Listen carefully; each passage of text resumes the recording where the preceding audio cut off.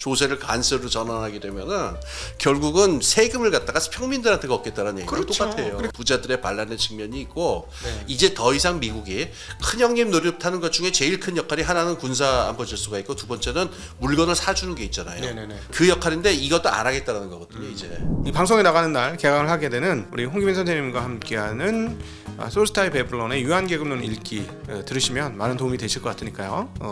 네이버 카페 이름이 홍기빈의 언어더 경제학. 홍기빈의 언어더 경제학과로 들어가셔서 강의 신청해 주시고 들으시면 좋겠습니다. 진시각독이 구독자라고 밝혀 주셔야만 문을 열어 주실 것 같네요. 안 그러면 입학이 안 되실 것 같으니까. 맞습니다.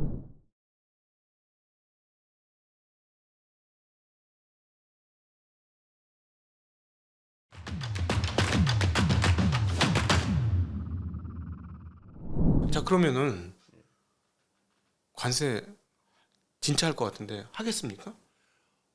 그거는 요리조리 바뀔 것 같아요. 네. 왜냐면 관세라고 하는 거는 뭐 관세라는 건 제일 아름다운 말입니다. 뭐 이런 거 있잖아요. 예. 제가 제일 황당했던 발언은 뭐였냐면은 세금을 없애고 관세로 대체하겠다. 그렇죠. 밸런스가 안 맞죠. 밸런스 시트가 완전히 빵꾸나요. 네. 제가 이걸 옛날에 헨리 조지라는 사람이 부동산 토지세를 걷고 모든 세금을 없애겠다라는 그 구상을 내가 들어봤어도 네. 관세로 조세를 갖다가 대체하겠다는 얘기는 나는 처음 들어봤거든요.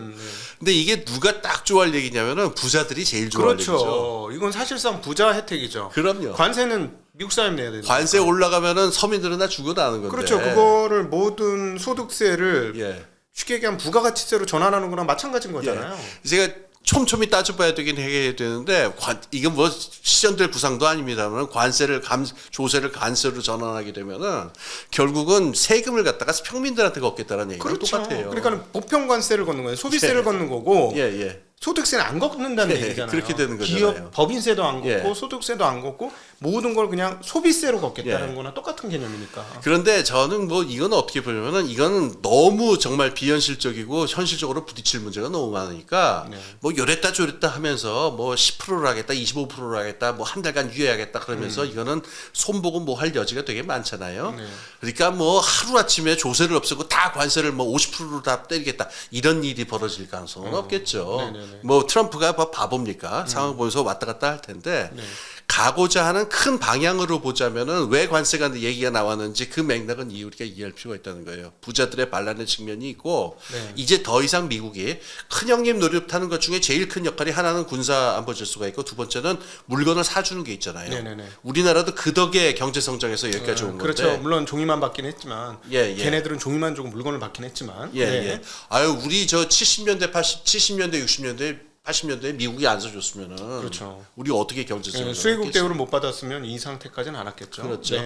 그러니까는 그 역할인데 이것도 안 하겠다는 거거든요. 이제 물건 막 사주고 이것도 안 하겠다. 우리 관세 때려 쓰겠다. 뭐 이렇게 하는 거니까. 그러니까 그런데 이제 이 관세를 갖다가 미국이 트럼프 세력이 아주 체계적인 산업 보호 정책을 세워서 이거랑 결합을 한다면 얘기는 좀 다르겠죠. 그거는 지금 같은 거 지금 캐나다나 멕시코에 대해서 한 얘기는 너무 황당해가지고 저게 현실화될 거라고 진짜로 저게 그대로 될 거라고 생각하기 힘든데 가령 어떤 전략 산업을 키우겠다라든가 자기들이 죽여야 될 어떤 부분을 갖다가 확실하게 죽이겠다 싶으면은 거기에는 살인적인 관세를 매기겠다 이러면 이거는 현실화 되겠죠. 근데 아직까지 트럼프가 산업 정책 면에 있어가지고 어떤 뚜렷한 얘기를 한 게 들려오지는 않고 있으니까 관세 부분의 어떤 전망은 그 산업 정책과의 결합 부분이 되지 않겠느냐. 그걸 잘 봐야 되겠죠. 타국들의 대응은 어떻게 될까요? 지금 되게 다들 황당한 유럽도 황당할 것이고 뭐 북미 멕시코 캐나다는 제일 황당할 것이고 아직 우리는 워낙 과거에 황당한 경우를 몇 번 당해가지고 안 왔는데 앞으로 우리도 황당한 경우를 당할 것이고 이렇게 되면은 물론 이제 미국에 팔아먹어가지고 여기가 냉정하게 보면 우리는 미국이 사줘가지고 우리가 많은 국가들이 먹고 사는 건데 미국의 소비 시장이 저런 식으로 대응할 때 우리가 무조건 깎아줘서 될 일이냐 이 관세 붙일 만큼 깎아줘 줄 수 있느냐와 어떻게 될 거냐 지금 다른 국가들도 계산이 되게 복잡해질 것 같아요. 계산이 복잡할 뿐만 아니라 이제 그 보복 전략들을 보복 주식을 다 취하죠. 그래서 제가 뭐 어떤 나라들이 어떤 신앙할지 그건 제가 예측할 수도 없고 나라마다 다 다를 테게 모르겠는데 우리가 여기서 굉장히 중요한 거 하나를 기억을 해야 돼요. 뭐냐면은 자유무역 질서는 끝났어요. 왜냐면 그러니까 특히 자본시장에 계신 분들은 너무 잘 아시겠지만은 세계 무역 질서라든가 특히 이 투자 질서에 있어 가지고서 가장 중요한 거는 예측 가능성이거든요. 네. 근데 미국 정부가 언제 관세를 때릴지 모르고 언제 뭐가 어떻게 바뀔지 모른다라는 게 나오게 되면요. 가령 관세가 언제 이렇게 될지 모른다면은 사업하는 공장을 가지신 분들 입장에서 무역 거래처를 어떻게 해야 될지를 갖다가 그 신중하게 생각 안 할 수가 없는 거잖아요. 그렇죠. 그럼 확실한 거래선으로 돌릴 수밖에 없는 거니까 자유무역 질서라 지금까지 우리가 알고 있는 바에 그야말로 수요와 공급에 의해서만 가격과 거래량이 전지구적으로 결정되는 옛날에 WTO가 꿈꿨었던 이런 세계 시장이라고 하는 거는 사실 이제 무너지는 거죠. 그런데 자유무역 질서가 사라지면은요. 굉장히 중요한 기결이 오는데 투자의 지구화도 끝나는 겁니다. 그렇겠죠. 예. 그 두 개는 같이 가는 거예요. 그러니까 무역 질서가 보호무역 질서가 나타나게 되고 관세가 막 움직이는 질서에서 어떤 투자자가 전 세계 어느 자본시장이나 다 마찬가지니까 나는 수익률과 리스크만 계산해서 움직일래 이런 투자자가 어디가 있겠어요. 이제부터 지금까지의 투자자들은 수익률과 리스크를 제일 중요시해서 움직이는 저거라고 있다고 한다면은 이제부터는 폴리티컬 이코노미예요. 정치 경제 질서가 어떻게 되느냐 있잖아요. 네. 이거에 초미의 관심을 둬야만 손해 보지 않는 판단을 할 수가 있게 되니까 네. 이 상황이 되면 이건 다시 1930년대로 돌아가는 겁니다. 네. 제가 무슨 얘기를 들었냐면은 지금 투자 기관들의 많은 숫자에서 뭐 제가 정치 경제학을 공부해서 뭐 이런 소리를 하는지 모르겠는데 폴리티컬 이코노미 공부한 사람은 이제 채용해야 되겠다. 네.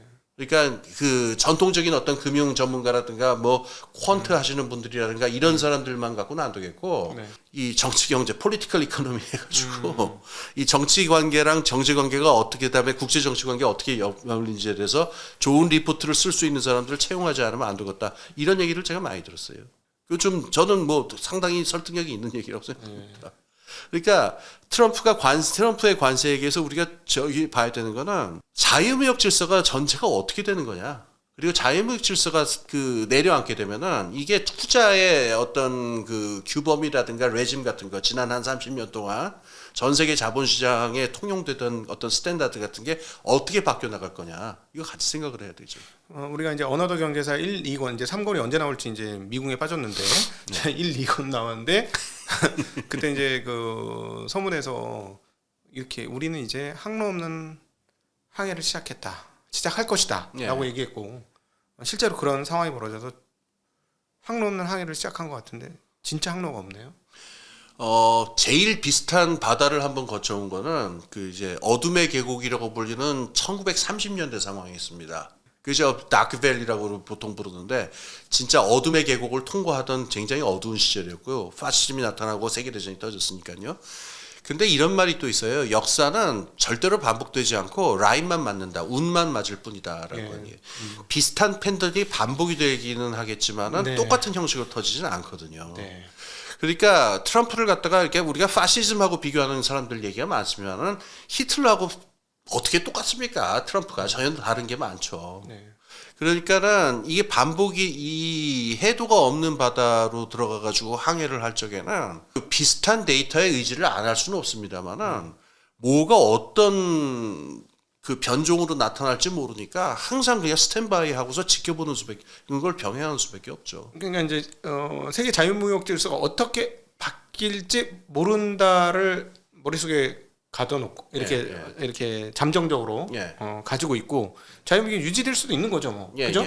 그런데 이제 그러지는 않을 것 그냥 같아요. 변형이 될 수도 있는 거고 깨질 수도 있는 거고 다양한 시나리오가 이제 나오게 되는 거잖아요, 거기서. 한 예를 들자면은 1930년대하고 다를 수밖에 없는 이유가 하나 있는데 1930년대 그때도 이제 자유무역 질서가 깨지긴 합니다만은 산업 연관은 별로 안 강했어요, 1930년대. 네. 그러니까 완성 제품들이 수출 수입되는 단계였지. 뭐 산업 연관의 가치 사슬이 막 이 나라 저 나라로 엮여 있어가지고 이렇게 되면은 이게 쇄국 보호 무역이라든가 쇄국주의 같은 게 불가능했는데 1930년대는 보호 무역이 완전히 가능했던 게 완제품들을 서로 주고받았으니까. 근데 지금은 어떠냐면은 반도체 산업이 제조업이랑 연결돼 있고 제조업이 다시 1차 산업이랑 연결돼 있고 등등으로 전 세계에 엮여 있으니까 여기서 1930년대 같은 무역 그런 폐쇄적인 어떤 오타키라고 하는데 네. 자급자족형 경제가 나타날 수는 없단 말이에요. 예. 그러니까 또 여기서 어떤 변종이 나타날지는 사실 우리가 알 수가 없습니다. 지금으로서는. 그러나 예상치 못한 일이 벌어지는 걸 자연스럽게 받아들여야 되는 예. 그런 어떤 사고의 유연성을 예. 가지고 세상을 바라볼 필요가 있네요. 예. 지금은. 이게 저 얘기 말미에 이건 너무 중요한 거니까 꼭 하나 또 언급하고 싶은 게 있는데 이제부터 균형 재정이라는 원칙이 저는 무너질 거라고 봐요. 왜 그러냐면은 이게 참 정말 좀 희한한 일인데 그 젤렌스키가 네. 이렇게 모욕을 당하고 나갈 적에 그 다음에 그 부통령인 벤스가 유럽 가가지고서 완전히 그 분탕질을 했잖아요. 그렇죠. 그 너희들 하여튼 뭐 그걸 요약하긴 그런데 그러니까 유럽 사람들이 경악을 했단 말이에요. 미국 네. 트럼프의 한 짓에. 그럼 그 다음에 바로 뭐가 나냐면 지금 나토가 군사 예산을 늘려야 되겠다. 우리는 우리 길을 가야겠다. 바로 오늘 영상을 찍는 오늘 예. 독일에서 개헌 투표가 있습니다. 즉 예. 부채 한도를 높이고 인프라 확장을 위한 개헌 투표 있죠. 이게 어느 정도로 중요한 역사적 사건인지 말도 못하는데 독일은 1920년대 하이퍼 인플레를 겪었고 히틀러 그거를 겪었기 때문에 이걸 헌법에 넣어둘 정도로 균형 재정이라고 하는 거를 굉장히 보수적인 재정 보수주의자들이었는데 요거는 이제 그 트럼프 사태 전부터예요. 이미 저번 그 정부 3인당 정부가 무너질 때부터 더 이상은 안 된다. 더 이상은 못 하겠다. 이 균형 재정을. 네. 왜 그러냐면은 지금 보세요. 지금까지 균형 재정이라고 하는 게 한 30년 동안 뭐 경제학과에서도 그렇고 많은 경제 권리들의 머릿속에서도 하나의 과학적 법칙처럼 자리 잡았단 말이에요. 네. 근데 이게 어떻게 가능한 거냐면은 군사 예산을 지출을 안 해도 되기 때문이에요. 그렇죠. 유럽의 벤스가 욕했던 게 니네 뭐 GDP 2%도 지출도 안 하는 놈들이 무슨 랜덤한 이상한 국가들이 전쟁도 안 해본 애들이 돈도 안 쓰는 애들이 뭔 소리냐 뭐 이런 식으로. 그래서 역설적으로 말하면은 지난 100년 동안 미국이 군사 예산을 갖다가 확실하게 우리가 질서를 지켜줄 테니까 너희들은 군사비 지출할 필요가 없어라고 하는 거 평화배당금이라고 합니다. 피스 디비던드. 이 평화배당금이라는 게 분명히 했기 때문에 균형 재정이 가능해요. 또 균형 재정이 가능한 건 뭐냐면요.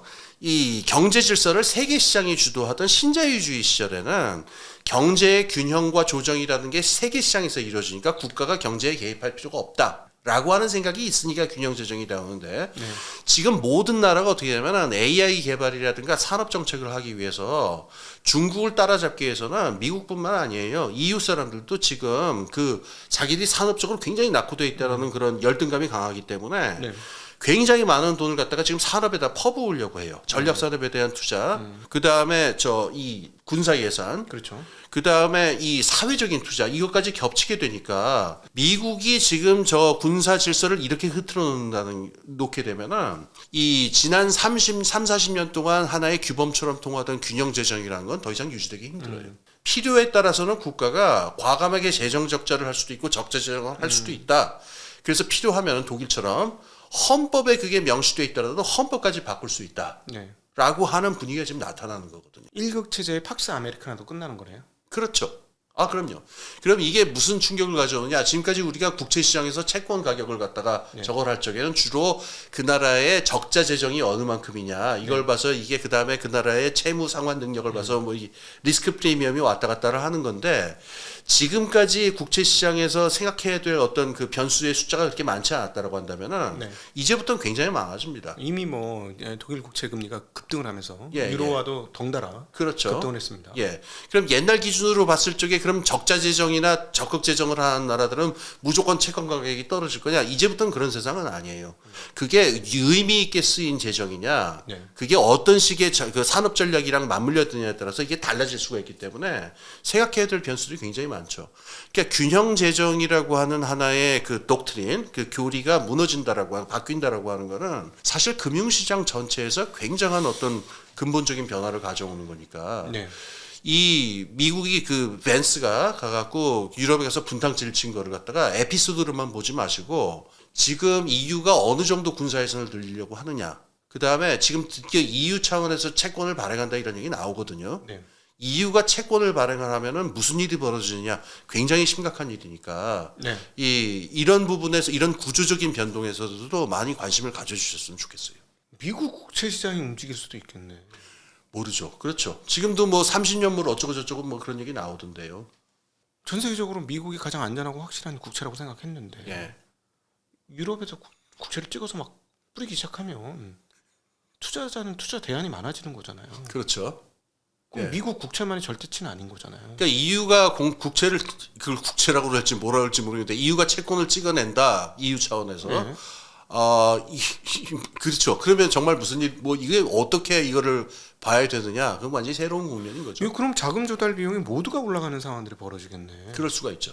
그럼 인플레이션 구조화되는 거고. 지금 그 문제가 있죠. 그러니까 지금 그 AI 문제라든가 네. 그다음에 군사 AI도 있죠. 그다음에 군사비 지출도 있죠. 산업 전환도 있기 때문에 지금 자금 수요가 지금 무지무지하게 지금 높은 상황이란 말이에요. 그렇죠. 근데 지금 전 세계의 금융기관이라든가 이거에서 유동성이 지금 풀려나 있는 걸 보면 너무너무 지금 많이 풀려 있는 거니까 여기서 자금 조달이라는 게 어떤 방식으로 가능할 거냐? 그건 저도 잘 모르겠어요. 이 비슷한 상황 또 한 번 1920년대로 가는데 1920년대 말도 마찬가지였는데요. 그 2차 산업혁명기로 전환을 하기 위해서는 장기적인 대규모 투자를 해야 돼요.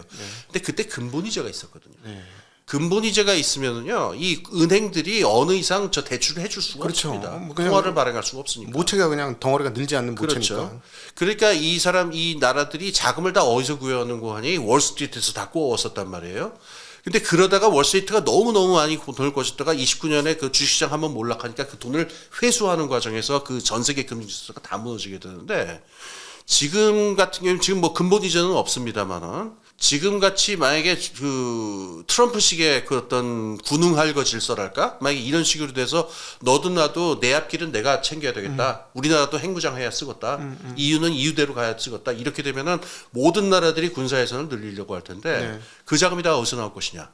모르겠어요. 그런데 여기서 제일 걱정이 되는 거 하나는 복지 예산이 모든 나라에서 줄어들 가능성이 대단히 높죠. 군사 예산이 이렇게 늘어나면은. 그렇죠. 그리고 그 군사가 그냥 군사가 아니고 좀 AI가 사실상 제일 무서운 게 이제 군사 영역이니까. 그렇죠. 지금 기술 전환 국면이랑 엮여 있으니까. 뭐 중간에 뭐 AI가 뭐 비용 절감 효과를 발휘해 줄 수는 모르겠으나 대전환의 시기에 그리고 또 AI를 까는데 구축 비용이 어마무시하게 들 거라서. 그렇죠. 예. 나중 그 비용 절감은 나중 문제고 갖다 쏟아붓는데 돈을 막 미친 듯이 퍼부어야 될 거니까. 그렇죠.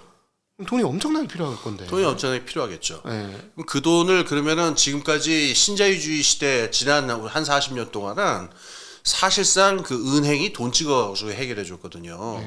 그 사람들이 그 MMT에 대해서 욕들을 많이 하는데 MMT는 새로운 이론을 얘기한 게 아니라 지난 40년 동안 은행들이 그렇게 해왔다, 돈을 찍어왔다 이걸 얘기한 거거든요.